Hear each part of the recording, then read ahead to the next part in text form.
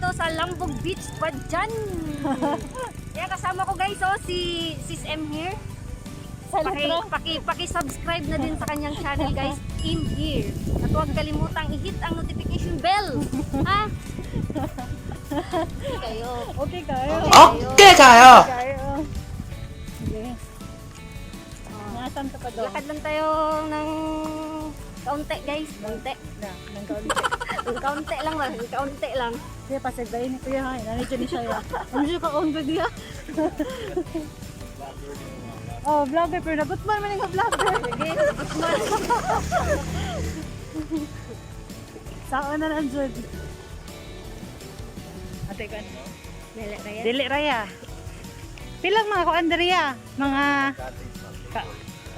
Pero kung mag-overnight, pila kadalasan niya? Kamu good for 4. Mga fan room, mas marato kasi sa aircon. Ang aircon balik. Nasa 2,000. Pero na yan ng para good for tura.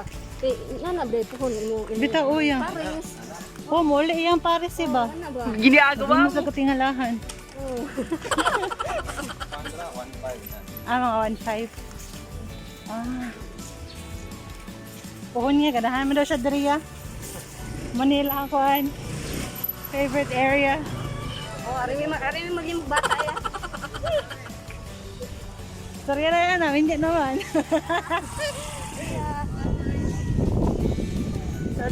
Okay. Tayo lang.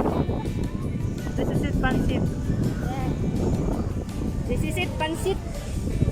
Ito na nga. Ang ganda ng view. Alam mo, doon siya nakubayo ba? Ata kasi. Isang ito kay Ganahan. gitar miglandong kay ganyan. Yaka raman mi. Ha? Yaka. Wala mi budget pang cottage. Mahal 500. Tita bulsa oy. Thank you Shopee. Sa foods. Thank you Shopee sa foods. Kaya ni.